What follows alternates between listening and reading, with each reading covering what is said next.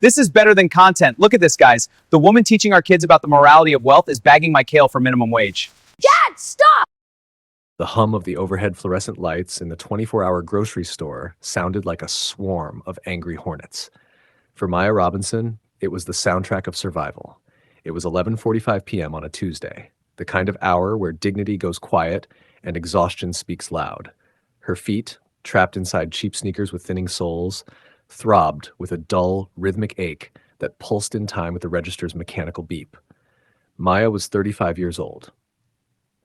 She was a woman with a master's degree in tech ethics, a respected educator at St. Jude's Academy, and a voice her students trusted to guide them through the complexities of the digital age. But tonight, she wasn't Mrs. Robinson. Tonight, she was just the bagger. A lime green polyester vest, 2 sizes too big, hung off her shoulders like a borrowed shame. Her hands, dark, elegant, and steady, moved automatically as she packed organic produce into reusable bags for customers who didn't bother to look at her face. $15 jars of Manuka honey, $40 bottles of cold-pressed oil, imported berries that cost more than her hourly wage. She was surrounded by people who talked loudly about stock options while pretending she was part of the furniture.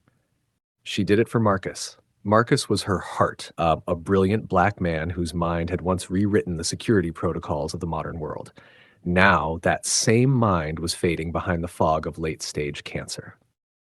The insurance from the private school was elite on paper, but when the experimental treatments began, the paper shredded fast.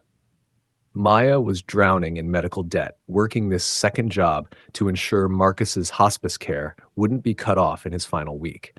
She bagged groceries so the man she loved could die with dignity, wrapped in clean sheets instead of cold bills. Have you ever carried the weight of the entire world on your shoulders, only for the world to spit in your face? Have you ever had to swallow your pride and stay silent while a coward treated you like dirt just because you couldn't afford to fight back? The automatic doors hissed open.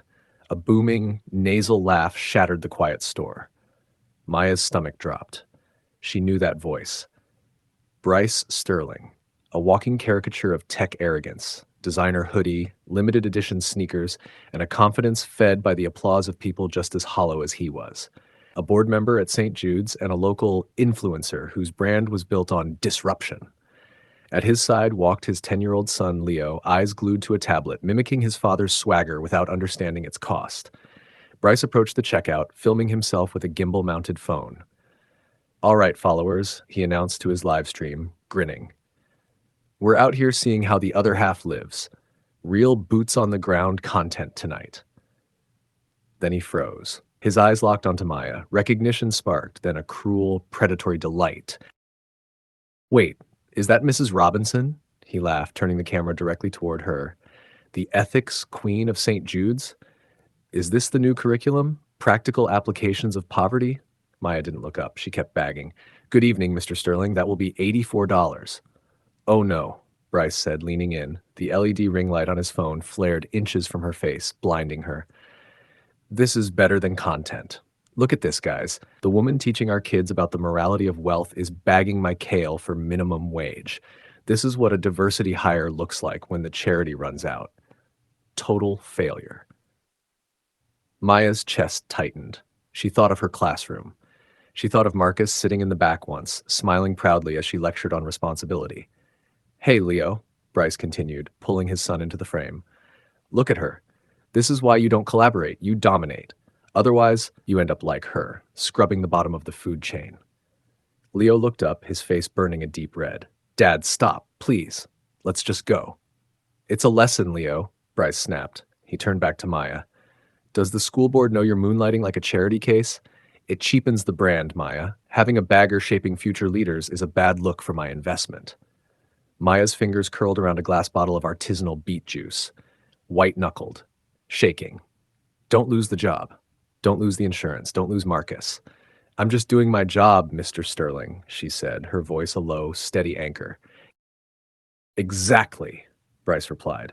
With a casual, deliberate flick of his wrist, he swiped the entire display of glass-bottled juices off the counter. Crash! Red liquid exploded across the tiles, soaking Maya's shoes, the only shoes she had. Glass shards skidded everywhere, one grazing her ankle. The The smell of sweet, earthy beets and floor wax filled the air. Oops, Bryce chuckled. Clean that up, bagger. It's what you're paid for, right? Then he pulled out his phone and put it on speaker for the live stream. Chairman Miller? Bryce? Yeah. I'm looking at Maya Robinson right now. She's a bagger, Miller. It's embarrassing for the Academy. Fire her by morning, or I pull my $5 million endowment. I don't want my son taught by a servant. Maya dropped to her knees. Her hands trembled as she picked shards of glass from the red puddle. Blood welled from a cut on her finger, mixing with the juice. Bryce hung up, looking down at her like she was an insect. I just bought your afternoon off, he said. Permanently. Try not to bleed on my floor. His laughter echoed as he walked out, leaving Maya on her knees in the red ruin. The next 7 days passed in fragments. The soft, rhythmic beep of a hospice machine. Cold coffee untouched. Marcus's breathing growing shallow. 3 days after the store incident, Marcus passed away. In the quiet of their apartment, he had pressed a small encrypted thumb drive into her palm. I never wanted you to see me as a bill, he had whispered. I wanted you to see a man. Now look at the world, Maya, and see a queen. When Maya opened the files, the air left her lungs. Marcus hadn't just been a programmer. He was the ghost architect of the modern internet. He held the core shield patents, foundational encryption protocols used by every major tech firm, including Bryce Sterling's. Royalties had been accumulating for years in a blind trust. Maya wasn't just debt-free. She was one of the wealthiest women in the country. If you're enjoying this rise from humiliation to a total reckoning, hit that like button and subscribe. Justice isn't just coming, it's already here. The Nexus Innovation Gala glittered with champagne and unearned arrogance. Bryce Sterling held court at the center of the ballroom, bragging about his upcoming $200 million funding round. I had to get rid of a teacher last week. He laughed to a group of investors. Caught her bagging groceries. You have to prune the weeds if you want a garden, right? The weeds are stronger than the concrete, Bryce. The room went silent. Maya Robinson stepped forward. She was draped in a midnight blue silk gown that moved like water. She looked like a goddess of the night, composed and unbreakable. Security, Bryce barked, his face turning an ugly shade of purple. Remove this woman. The security team works for me, Bryce, she replied calmly. As of 4 o'clock this afternoon, I am the majority shareholder of the security firm, this hotel, and the bank holding your company's line of credit. She took the stage, her presence commanding every eye. A week ago, a man filmed me while I worked a second job to pay for my husband's final days. He called me a stain and a failure. He told his son that my life was a warning. She pressed a button, and the giant screen lit up. It wasn't a slide deck for an investment. It was Bryce's own live stream, the moment he smashed the bottles and told her to clean them up. The room gasped in collective horror. The company relying on core shield tech, Maya continued, her voice like a velvet blade, belongs to Bryce Sterling, but those patents belong to me. And Section 8 of our licensing agreement allows for immediate termination in the event of reputational harm, brought upon the legacy of the inventor. My husband Marcus was that inventor. Bryce stammered, his martini glass shaking. Maya, wait. We can talk about this. It was a joke for the fans.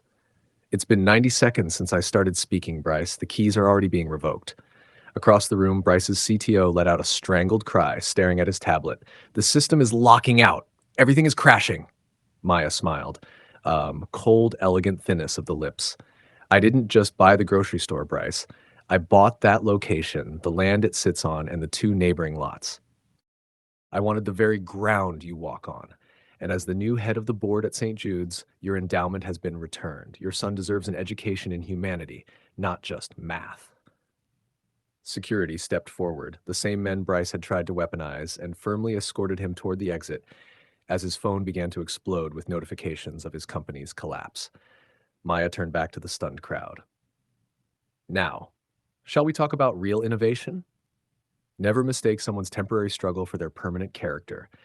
You never know the weight someone is carrying or the power they are holding in reserve. Kindness costs nothing, but arrogance can cost you everything. From the other side of silence, toss stories where real voices rise and truth finds its echo. Like, subscribe, because silence ends when truth stands up.